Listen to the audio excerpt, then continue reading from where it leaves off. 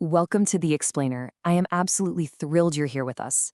Today, we're unpacking a truly powerful devotional message about finding hope, clarity, and light when the journey ahead just feels incredibly heavy. We're going to break down a beautiful source text, a morning prayer and reflection that offers a profound shift in perspective.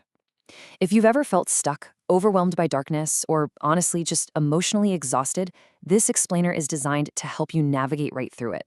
So get comfortable, focus in, and let's illuminate this topic together.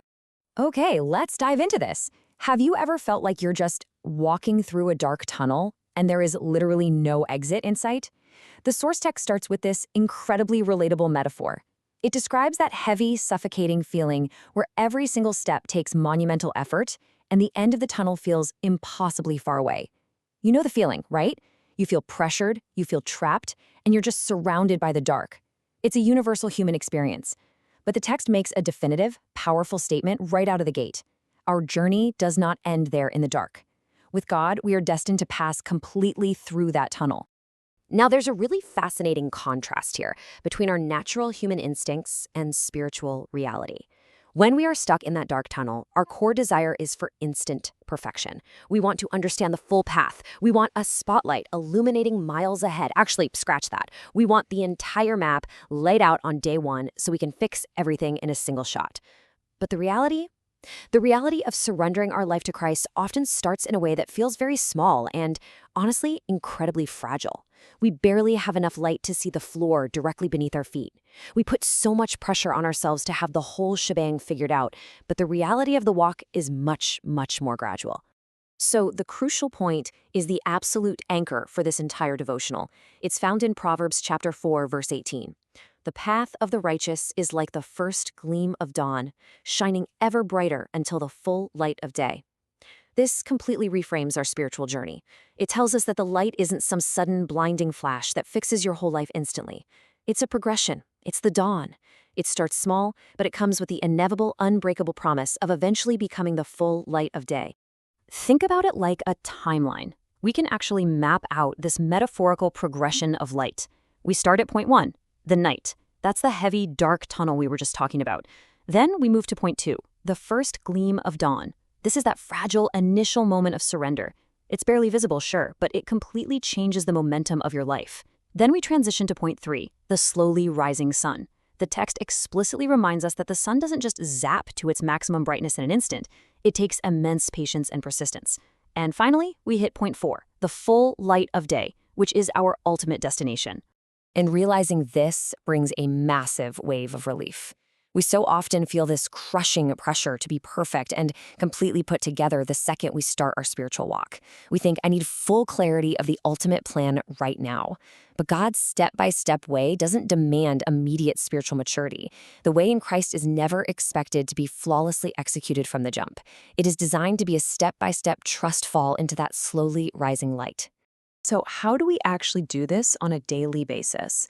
The text outlines 3 really clear mechanics. Step 1, you have to give up the need to know the full path. Just let it go.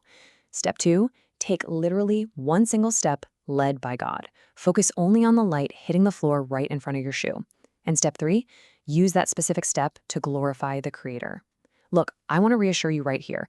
If your path looks dim and fragile when you first step out, that is absolutely not a sign of failure. It is simply the starting path. It might be scary, for sure, but it is exactly where you are supposed to be. But let's pause and get real for a second. What if your life feels incredibly dull right now? The source text pivots beautifully to address this specific nagging feeling. When the routine feels empty, when the path looks a bit scary, and that initial spark of excitement has faded into a weary sort of dullness, man, it is so easy to lose hope. But the core message here is, do not lose hope. The spiritual life is meant to be a vibrant praising of the Creator, not a dull, gray routine. Because here's the secret. As we stay close to the warmth of Christ, something remarkable happens to that dullness. All that heavy baggage, our doubts, those stubborn old habits, our past shames, they are actively worked over by Christ.